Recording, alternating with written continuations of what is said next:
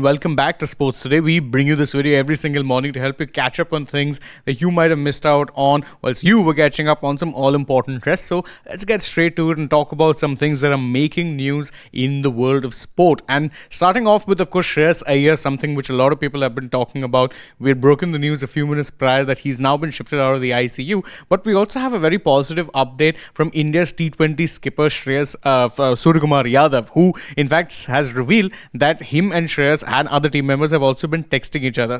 So Sky, he was speaking in a pre-match press conference ahead of course, the T20 World Cup series in Australia, and he said that yes, we've been talking to him and he's been responding to text. So that's definitely a very good thing.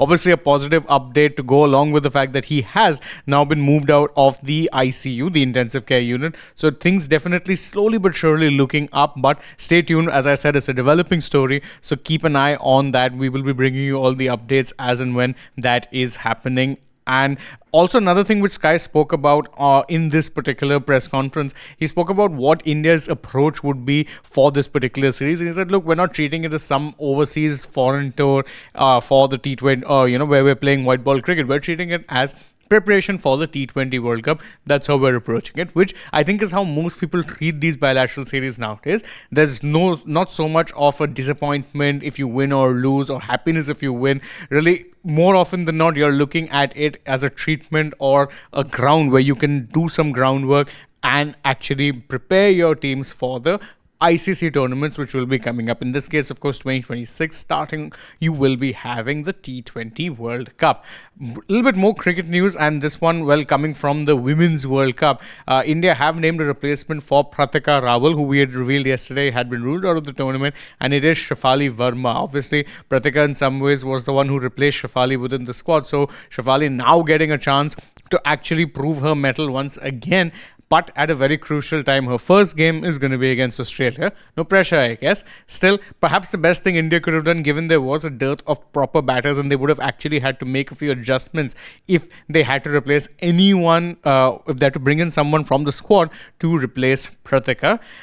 A little bit of Ashes news now, and Usman Khawaja has actually backed Matt Renshaw to do well in the Ashes if he manages to get picked in the playing 11. There has been a bit of a debate, obviously, about who would be Australia's best opener, and Khawaja said that he'd want that you'd have, you'd have Renshaw actually open, and then you can have Marnus Labuschagne go down to 3. Steve Smith needn't open. He can bat at his best position. So I think that is what Khawaja is saying. And obviously there's been some debate over what would be Australia's best combination, and that's his view on the matter. A little bit of a sensational news, of course, this time coming in from Chris Broad, the former match referee and, of course, father of Stuart Broad. He said that there's basically, in his time as a match umpire, he was often told to be lenient on India when it came to imposing fines for slow over rates. He's saying that there was a lot of political pressure back then, and he also said that he's glad he's no longer involved in it because it's gotten much worse now.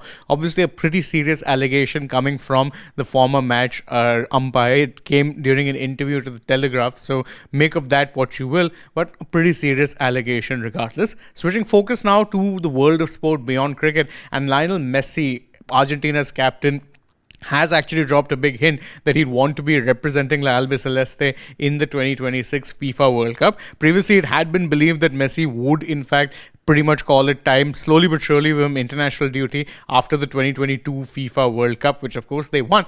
But in 2024, they won the Copa America once again, and Messi has been regularly playing for Argentina during the World Cup qualifiers as well. And now he said that, look, I'd like to be playing the World Cup, but I'm not making any decisions on it yet. I'm going to be listening to my body and seeing how it responds during preseason time and, of course, during his time at Inter Miami. More football news, and this time some unfortunate injury-related updates.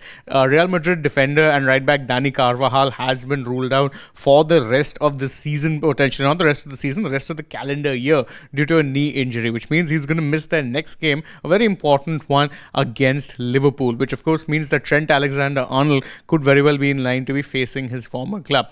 not great news for Real considering how solid Carvajal remains even at this age. So wishing him a speedy recovery. Another player who has been injured recently and one who most fans will be disappointed to see on the injury list, Kevin De Bruyne. He'd been shining for Napoli in the Serie A, but now he suffered a major injury to his thigh. In fact, it is being described as a quote-unquote severe lesion to his thigh muscle, and he's also going to be out for several months. So it does seem like he'll be missing the most of the season. One can only wish the Belgian's playmaker a very speedy recovery and hope to see him back on the field soon.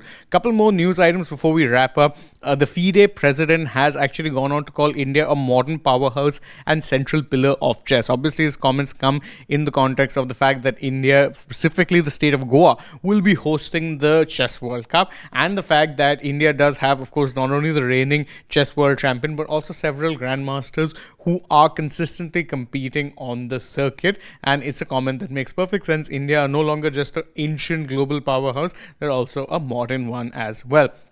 And bad news, by the way, if you're a tennis fan in India, the Chennai Open event, day one, ended up getting entirely washed out due to rain. This is something that I don't think anyone would have been expecting, but the inclement weather pretty much ensured that not even a single bit of action could take place on day one of the Chennai Open. Unfortunate, but it is what it is, and one hopes that you can get the action underway soon and that the weather gods don't end up playing spoil sport too much in this particular tennis tournament. That's it from this edition of the Morning Wrap from us. Thank you guys so much for joining us. As always, if you enjoy our work, please don't forget, like, share, subscribe, tap the bell icon, follow us on social media. We're on Instagram, X and Facebook, and stay tuned for more such updates from the world of sport.